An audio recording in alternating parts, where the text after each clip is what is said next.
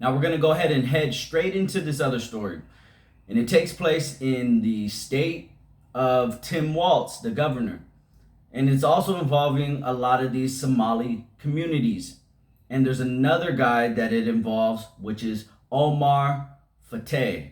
I think that's his last name. I don't know how to freaking pronounce all these immigrants' last names, man. So bear with me.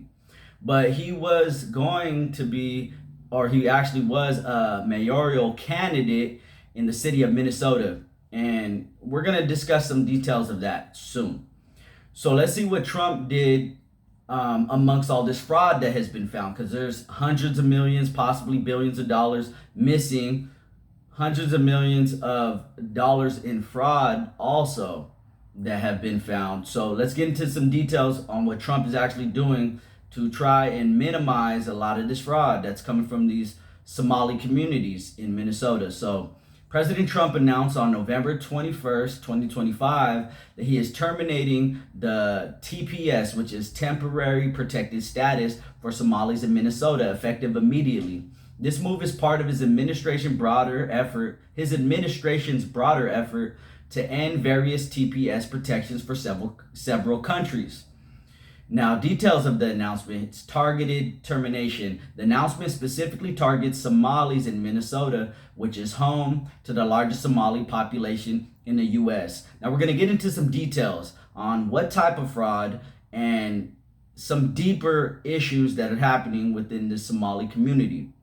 We're going to go ahead and play one clip that shows a little bit of details and highlights some of this fraud. We're going to go ahead and get into it right now. The U.S. Attorney's Office has charged dozens of defendants across multiple schemes, including housing aid fraud, pandemic child nutrition fraud, and false billing for autism therapy. In total, prosecutors say these schemes have cost Minnesota taxpayers billions of dollars. Still, there are people that have legitimately could use those resources that are not getting those resources. It's past criminal. Minnesota is home to one of the country's largest Somali communities. Former state fraud investigator Keish Magan, himself a Somali American, wrote last year that it's uncomfortable and true that nearly all defendants in these major fraud cases come from that community. They have taken advantage of the most generous country in the world and one of the most generous states in that country. And according to City Journal, some of the stolen money was sent overseas through informal cash transfer networks. Investigators say once that cash arrived in Somalia, Al-Shabaab took a cut. Now, as you can see, there's some of the details of this fraud that's going on within Minnesota. Now, I just want to remind you guys something, that these are part of the constituents of Ilhan Omar. If you guys aren't familiar with her, she's a radical Democratic leftist. She's an immigrant who married her brother to get up over here, or maybe it was vice versa. I don't know, but to marry your brother just to become a citizen is wild to me. That's like, I don't know. These people are freaking weird, man. Anyway, the Minnesota Somali fraud, there's millions of dollars in taxpayers' money that's being funneled to radical terrorists. I want to let you guys know that if you guys didn't know already. This radical terrorist group is called Al-Shabaab, and they're close allies to Al-Qaeda, and they've been for many years. And this also, as they mentioned in the clip, welfare fraud schemes, along with Medicare fraud schemes and all of that.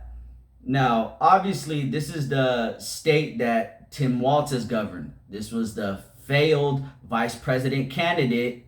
We call him Tampon Tim on our side. Failed, man. And we already know he is not the type of guy to actually implement any good policies. He has no track record of that. Now, like I said, these are the constituents within Ilhan Omar's district. And these are all of her voters, all the people who voted for her. They're doing these frauds. Also, there's a group called Kajug or something, Ka space Joog. And their board chair actually committed Medicare fraud in 2023, I believe. Also, Omar Fateh, he was a mayoral candidate. You probably seen some pictures behind me of him flashing a couple of his images. So his wife actually committed some fraud too as well. Minneapolis mayor candidate Omar Fateh, he tried to fast track taxpayers' funds for his wife's company. They ended up closing down due to rampant fraud. So it's a lot of paperwork, fraud and all that. And also you can't try to implement legislation when it's funneling money to your wife's company. And I want everybody to also know too that amongst this fraudulent activity that's happening, 50% of Somali visas have some sort of fraud. So they're lying. They're marrying each other's cousins, brothers. I don't know what Elon Omar's doing. That type of stuff. They're filling out papers wrong. They're overstaying their visas. It's just a mess. So I want you guys to put down in the comments what you think about Trump implementing the termination of these temporary protected status for these Somalis. Now, you guys think it's right? You guys think it's wrong?